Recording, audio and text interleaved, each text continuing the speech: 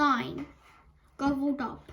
On the day when all this happened, no factories opened anywhere in the world.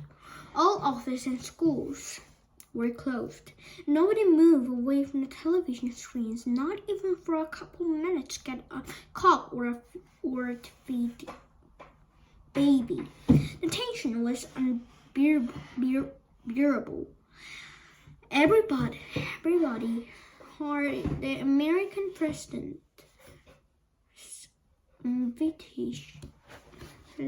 invitation to the man from Mars to visit him in the White House, and they heard a weird rhyming reply, which sounded rather threatening.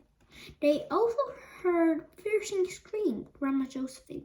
And a little later on, they heard someone shouting, "Scram! Scram! Scram!" Mr. Longcut. Nobody could make head or tail of the shouting. They took it to be some kind of Martian language. But when the 8 mysterious astronauts suddenly rushed back into their grass capsule and broke away from the space hotel, you could almost hear the great sigh of relief that rose up from the peoples of the earth. Telegrams rating and message poured into the White House congratulating the president upon his brilliant handling of the frightening situation. The president himself remained calm and thoughtful. He sat at his desk rolling a small piece of wet chewing gum between his finger and thumb. He was waiting for the moment when he could flick it at Miss Tips without her seeing him. He flicked it and missed Miss Tip, but hit the chief of the Air Force on the tip of his nose. "Do you think the man from Mars has accepted my invitation to the house?" said the president asked. "Of course they have," said the foreign secretary. "It was a brilliant speech, sir." "They're probably on their way down here right now," said Miss Tips. "Go and wash the nasty sticking chewing gum off your finger quickly. They could be here any minute. Let's have a song first," said the president. "Sing another one about Minnie Nanny, please." The nurse's song, "This mighty man of whom I sing, the greatest of they all, was once a teeny little thing, just 18 inches tall. I knew him as a tiny tot. I nursed him on my knee. I used to sit him on the pot and wait for him to sweep. I always washed between his toes. I cut his little nails. I brushed his hair and wiped his nose and weighed him on the scale. Oh, happy holiday he strayed, as all nice children should. I smacked him when he disobeyed, and stopped when he was good."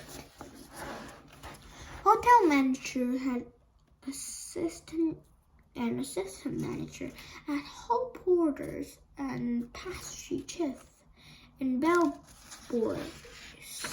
bellboys and waitresses and chambermaid on board moved in smoothly and linked up with the giant space hotel.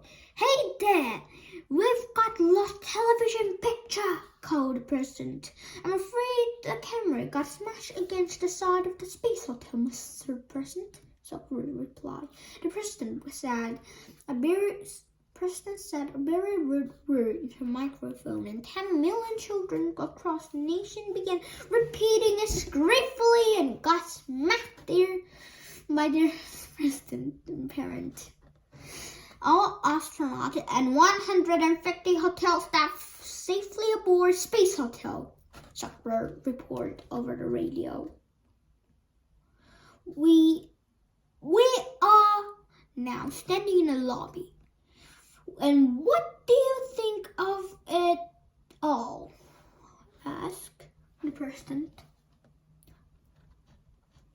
He knew the whole world was listening, and he wanted Suckbird to say how wonderful it was. Suckbird didn't let him down.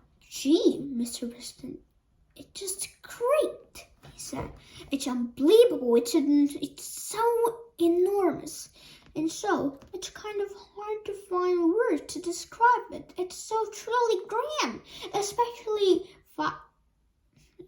chandelier and the carpet at all. They have the chief hotel manager, Mr. Walter W. Wall, beside me now. He would like the honor of the word, sir. Put him on, said the president. Mr. President, sir, this is Walter Wall, not a space this is. The decoration are superb.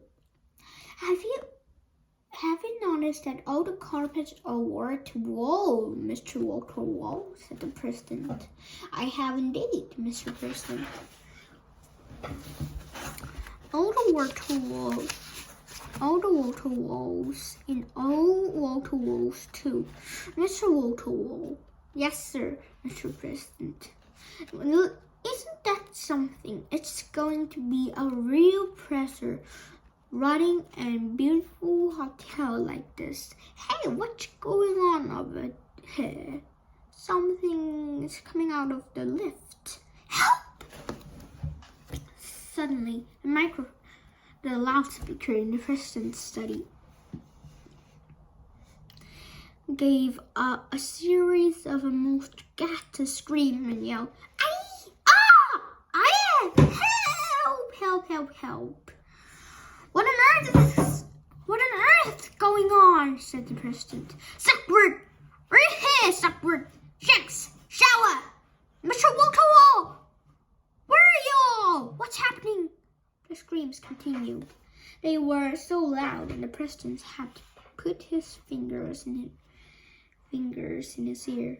Every house in the world that has had the television or radio receiver heard those awful screams. There were other noises too, loud grunt and snorting and crunching sounds. Then there was silence. Frantically, the president called the space hotel on the radio. Austin called the space hotel. The president called Austin. Austin called the president. Both called the space hotel again.